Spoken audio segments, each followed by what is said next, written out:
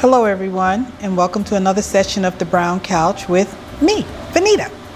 Today is a first. This is the first session that we're going to have a female on today.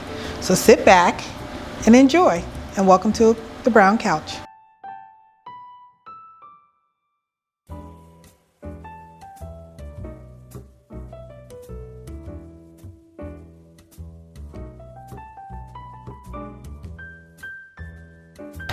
Welcome, Ashley. Hi. Welcome. Thank you for having me. You're welcome. I like to start every show with, how did we meet?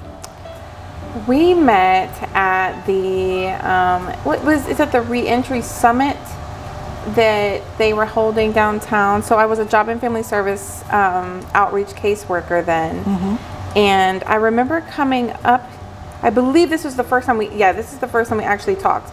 And I came up and I just spoke to you, and I was just letting you know I was interested in starting like a support group, and I was also interested in speaking and just letting everyone know my story, and that I was the wife of an inmate at the time. He was still inside, and I remember speaking to you, and then you introduced me to everyone in your organizations, and they just blew up from there, and you've been plugging me in ever since. You see my face? Why? Oh, because that's not where I remember meeting you. Where did you remember meeting me at? So I remember meeting you at the 2018 Restored Citizens Summit at New Salem Church. Yeah, that's what I'm talking about. You said downtown.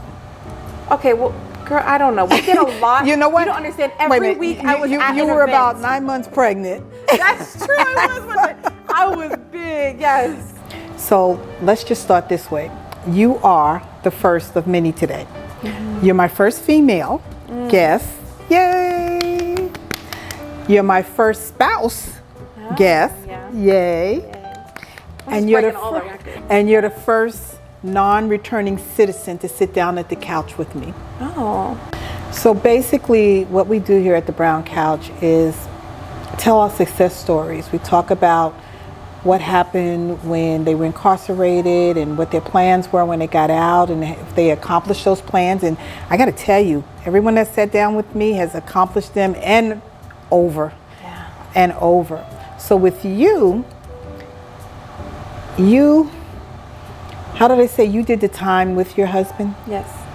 Out here, and they say when a family member is incarcerated, the family outside does the time with them. So talk a little bit about what that was for you. I know you've told me about visiting day and traveling and everything. Talk a little bit about that. So my husband was incarcerated. This was his second number. I met him in between numbers. We got pregnant, and he went back when our son was 6 months old. He was only out for maybe a year and a half. So literally, boom, meet, official, pregnant, boom, a baby's born, he's back. And it was chaotic. And honestly, I fell into, I would say, something that was even deeper than a depression. It was like dysmorphia. It really, I was just not myself. I completely lost myself trying to be there for him. I completely lost how to even be there for him in a healthy way at the same time. And it just grew.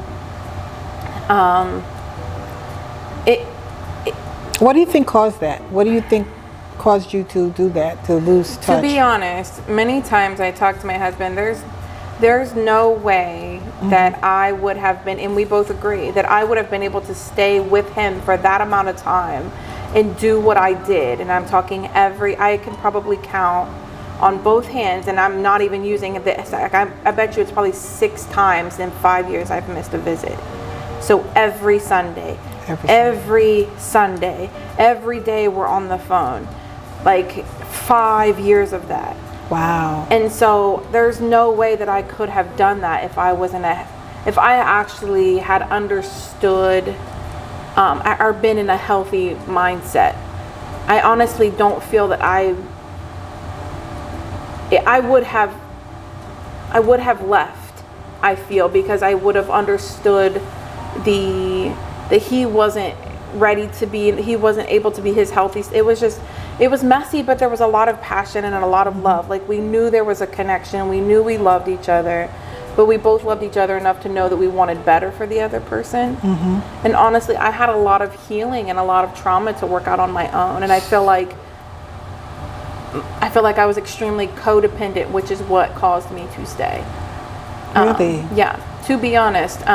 Not that I say I don't regret staying. Right. But I feel like I did start staying. The main reason I stayed in the beginning was for him, and then a few years in, I started realizing I think it was actually for me because I wanted the family. Exactly. I wanted him to be my family. I wanted our children to know him. I wanted his child to know him because he had a daughter. She was 5 at the time when he went back in, and so I was still continuing to get her every other weekend, and so she would come with me on those weekends to go visit him as well. Oh, that was nice of you. And I would get her holidays, her birthday, and all that stuff. So take me through a day of getting the children together. How long? Where was he at? So he started out in the city, then county, but then he went to and it wasn't here in Columbus. So I had to drive an hour and 15 minutes to get to the city, to get to the county, which he was there for 8 months. So I had to drive an hour and 15 minutes for a 30-minute visit behind glass and then drive back with the kids. And that was very hard. And then he went to CRC. Then after CRC, he went to Ross. Then after Ross, he was finally able to get his number down. So he was able to transfer to Pickaway, which was much closer. Oh, yes, that's very close. So he finished his time at Pickaway and then came home. So that was over 5 years. Wow. And that was one of the things that I spoke to my husband about, and that's what I would get frustrated. That when we got down to the 5th year, I was just like, I need a break. And that killed him. That crushed him. I was just, as in I was like, can I just have one Sunday off? And you could tell that it hurt him, but he didn't want. And so he expressed it through anger. Oh, you mean one Sunday of not visiting him? Yeah, just maybe a month. Okay. Because I was losing my mind. It was just so hard. I didn't have someone to always watch the kids. I would try so that maybe one time a month I could come see him by myself. And then that way we could talk about us, because we couldn't talk about us. We had a lot of things to talk about us. There's a table. We're this far apart, and what are the children doing while you're? A lot of times we're playing cards if they allow it. The kids sometimes, if they'll have coloring book stuff, sometimes they might be eating. Other times we literally created games out of nowhere to help. And I'm talking, so my son is so he was 6 months when he went in. Okay. So my son is a toddler, all the way up until he's 5 years old, in this room. And she's also, moving and doing things. You could tell she was, bored out of her mind. She didn't really want to go.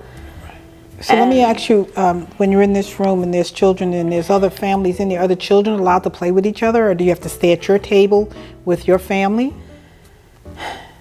Yeah, so you have to stay at your table with your family. So the inmates aren't really allowed to be talking to each other, and we're not allowed to be interacting with each other. Even though I would talk and mingle with the other wives, moms, girlfriends, mothers, grandmothers, grandfathers, whatever. I would talk with them in the waiting room, but sometimes there's a kid room and sometimes it's open, not always. And at CRC, the kid room was it was out of sight. And a parent had to be in the kid room with the child. So I couldn't let my toddler go in there. So your husband wasn't allowed in that room, though? He's not allowed to. So they're asking you to go talk with him, but put your kid in the room over here, but you have to be. How did that work out? It didn't. How long is a visit? So it depends. Each prison was different, and I don't remember CRC. Ross was every other weekend because of his level. I think CRC had. So you could come in the morning or you could come in the afternoon. I can't remember, to be honest. He's been home for 4 years now, right? So on top of Praise it, and I God, did that for 5 years. yes. So it's like they all start blending together, except for Pickaway. I could point out the Pickaway because we were there for like the longest. So Pickaway, as long as you got there before count, which is at 10 a.m. 10:30. Yeah, 10:30. So I had to get there by 10. Okay. Right? Because if you don't get there by 10, you're not getting in until after 12 when count is over.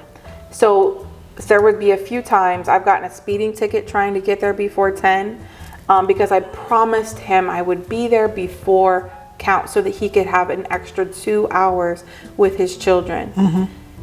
And putting that pressure on me was a lot. Like now that I look back at it, like it really hurt. Like these little things that he's looking forward to. So like anybody that's listening, do not make a promise. Do not say you're going to show up. Do not say you're going to be there unless you know you will be there, because literally they're hanging on for hope, like by the littlest thread. So like if I am late, it's like he's crushed. It feels like I let him down, and he's already dealing with trust issues. It's like he's not. And it's like, I couldn't make it. Like I got to get the kids ready. I got to feed them. I got to get money on the card when I get there. I got to make sure that everything we're wearing, nobody has coins in their pockets. Everything we're wearing is appropriate. And sometimes I would have to pick up his daughter from her mom's, and her mom is not, she's not knowing to make sure these things. So I would have to stop and get her a different outfit so that she could wear, or bring her a different outfit from our house. And that was just really stressful. Then drive an hour and 15 minutes. With 3 kids hour and a half, actually. Yeah, hour and a half and with these kids in there. And it's like, then you got to sit in the waiting room. Then for your number to be called. Then you got to put the money on the card while you're waiting. Go through all the stuff. And hopefully you can make it through, because now if happens and you can't make it through, now you got to let him down, and he's going to be upset, and he can't even call you till after 12 because count's not over. So for 2 hours, he's like waiting for his number for them to say his last name to come down for the visit. So if I don't show up on time, it's like kind of crushing. He's literally learned how to be patient. So you're saying it's crushing for him. Yeah, and for us. Yes, exactly. I mean, if you went through all of that and got all the kids together, took the drive, got everything there, and still didn't make it, how crushing was that for you as well?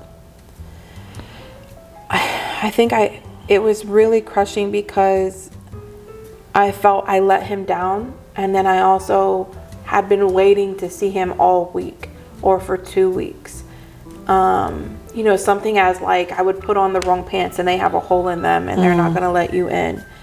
And it would be crushing. I mean, I'm bawling. Sometimes you have to be careful because you can't get into a fight with this EO, because now you can't visit. You can't say anything. You can't let, like it's a lot of hostility and a lot of pressure. Do you feel during that time, did you lose Ashley? Did you lose Ashley's identity? Yes, I just now found her. Like that's how much I buried her. I didn't know who I was anymore. I wasn't living for me. It was so much. It had become my identity. An inmate's wife. Wow. A prison wife. Like that's really who I had become. Is that how you identified yourself to friends when you would say where you were going? I mean, who you were? Or is that internalized? Did you internalize that title? I internalize that title, yeah. Because at first I would share my story, but then everyone started feeling like they needed to put their opinion in on it. They would judge me for staying. They wanted to know why. Usually it's like one of 5 questions. What's he in there for? When does he come home? What are you going to do when he comes home? What are you going to do if he does it again? Why did you stay? And it's like, then they got to give all their opinions about all 5 of those questions. And so I stopped telling people until I really got to know them. I literally had to keep that, and it's hard. How did I explain that I was a single mother, but then I was also married? I have a man, but I'm also a single mom, but the man is also the father of the children. Like, how do I explain that? People were confused. Let me ask you, any one of those people who asked one of those 5 questions, have they came back to you now and said, I'm sorry, or? No. No? No. They're still waiting for something to happen, to fall? Yeah. And I don't even talk to them. I literally pulled into myself. I lost friends. I lost family. Like,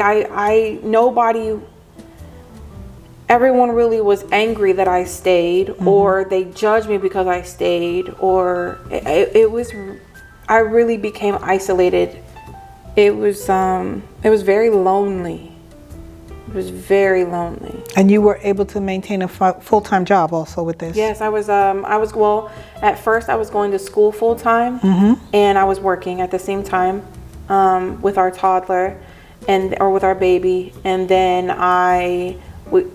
2014, so he went away in 2012. 2014, my son was 2.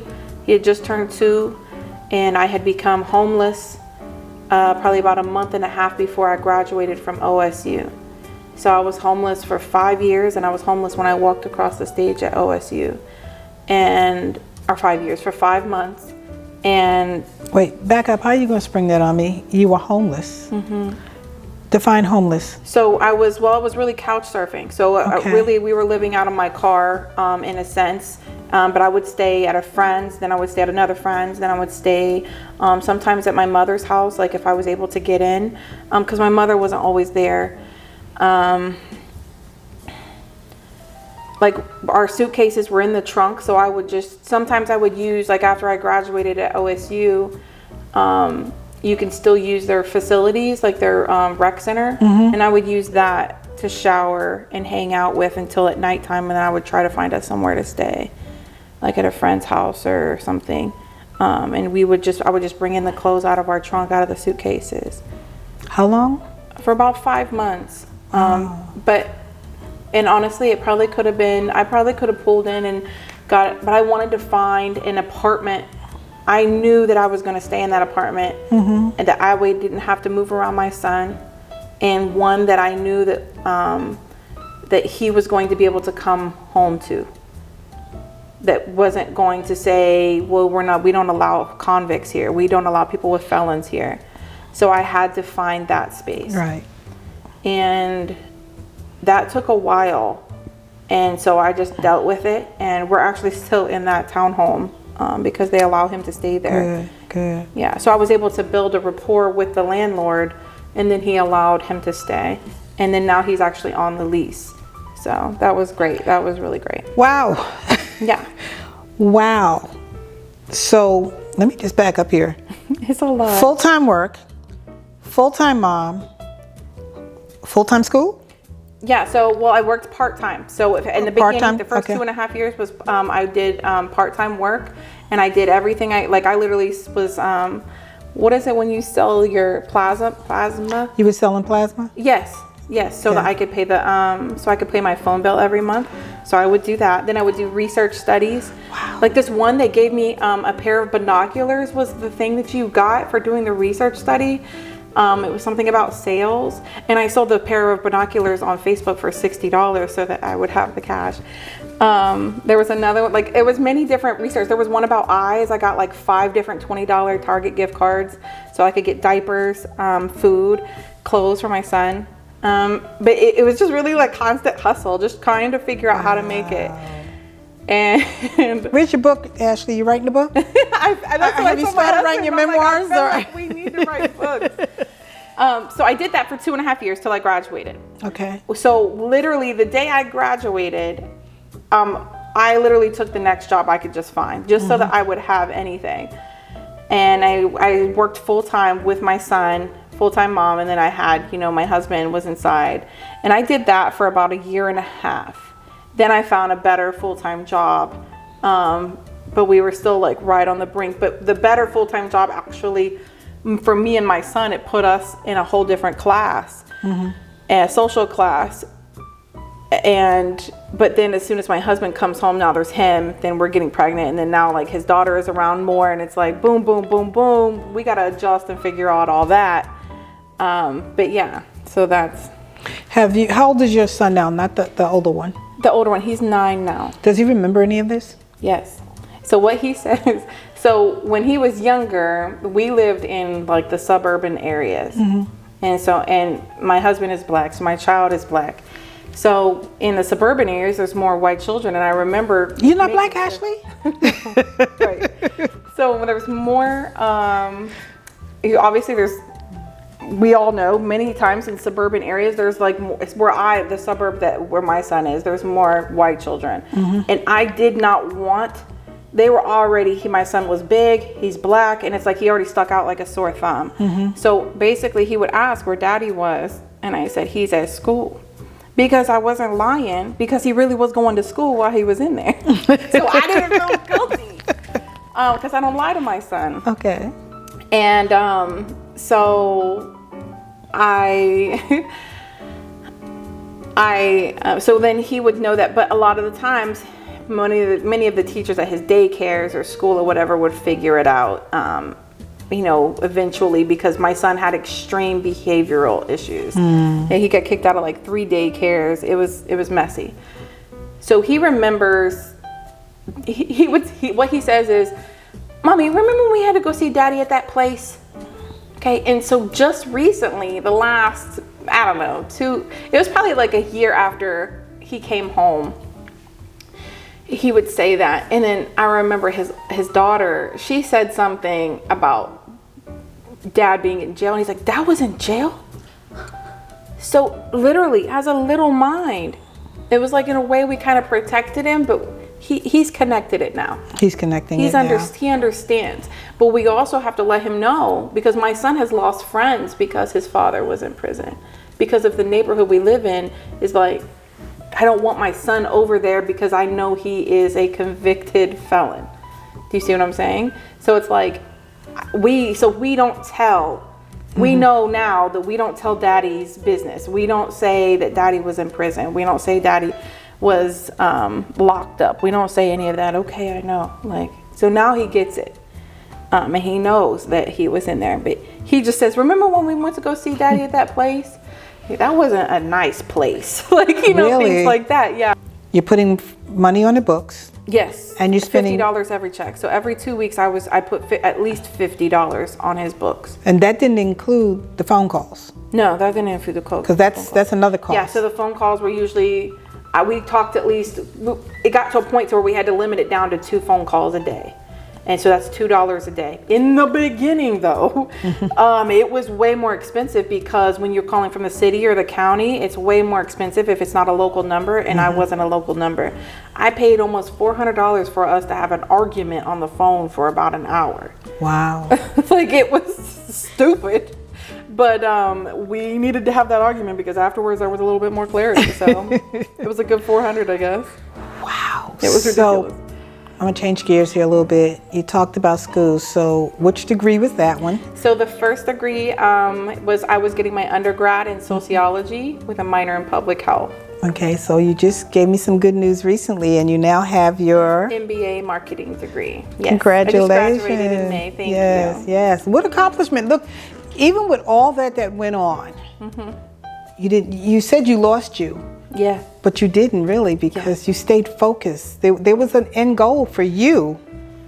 There was. The thing is like, I stayed focused because I love achievements. And I was literally weighing my worth with achievement, because that was all I had. But I didn't know who Ashley was or what she wanted. I didn't know what she liked. I didn't know what she wanted out of life. And I didn't discover her. I literally suffocated her. She was suffocated, Barry, even after he came home for a while. Like, seriously, he was like, he even noticed, and I didn't recognize him either. It was a lot of growth between the both of us. I knew it was something I needed to do. I am one that I literally can function and do things. My children, I was the first to graduate on both sides of my family, and I wanted to make sure to set that bar, whatever it was going to be. And it's like, I lost who I am inside, but I still functioned as an adult who knows that they need to achieve and prosper. Good for you. That's the thing that is set aside where I come from and why I'm still here, even though with all the trauma, the bad choices, the good choices, whatever, is that it was always perseverance. I was always going to persevere. So it doesn't matter if, whatever was going to happen, I will always persevere. And even if I lost myself in the midst of it. So, I mean, I did, but I didn't. Do you see it's kind of hard to, I still was able to accomplish. But yeah. Well, I'm proud of you. I'm proud of you. One of the stories I've heard you tell was about how you were there every Sunday and you got to meet some of the spouses. And as the time went on and the years went on, you saw these people coming less and less, but you knew the inmate was still incarcerated. And how that made you feel to know that they no longer were getting visits, but you stuck it through. What would you say to someone like yourself who stuck through it, to someone who may want to give up, but how important that is to that significant other? What would you say to the audience? Oh, so many things to say. Say them all. Well, one, it's like, this is still a person. Like, no matter what, this is still a person. 2, that doesn't mean that you have to give them your last dollar. That's not what that means. You don't have to do what I did. 3, I want you to make sure you decide if you are going to stay or not stay. Because when that person is inside, they literally are dead to the world. And I hate saying that, but you ask any inmate, that is what happens. Time is frozen for them, which is why many times they come home the same age as they left, mentally. Time has went by, but many things, a lot of times they've grown, but some things haven't changed for them. And coming home is like a huge adaptation.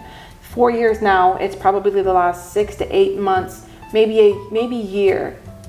And he's been home almost 4 years. I'm just now seeing him actually realize, like, oh. So it really took him a good 3 years, and he still fights it every day. So it's like, don't jump in and jump out. Like, don't jump in the car and what they say, don't hop in the whip and don't hop out of the whip. Like, don't do that. You can't do that to them. And if you say you're going to show up. Like, don't just come and be like, yeah, I'll be there, and then don't be there. Don't say you're going to send a clothes box and not send a clothes box. Don't say you're going to send a food box and not do that. But honestly, like, I recommend finding support in the community, because no one knows what it's like until they've been through it. I was very much alone and I could not find that support. Like, it was very hard. I literally went searching for it and I couldn't find it. And it's like, find someone that will be supportive, but make up your mind. Don't allow others to feed you opinions, because it's going to affect how you treat them on the inside, and it's not So can I offer your services to anyone that's watching this? Yeah, so I mean, if you need someone to talk to, if you need support, as in, like, I don't know what to do. I don't know who to talk to. I don't know what to do. This is how he's acting, and I feel like this. Like, you can definitely reach out to me. So you can find me on all social media at either at A Michelle Productions or at A Michelle Inc. Ashley, I know you, and I know you break into tears. Yes, you made it through this interview without breaking into tears. We're gonna wrap it up now, and I wish to say thank you so much, sister, my girl. Yes. Thank you so much for sharing your story and sitting down with us. We appreciate you, and I'm sure you will help many people out there today. Thank you. Thank you.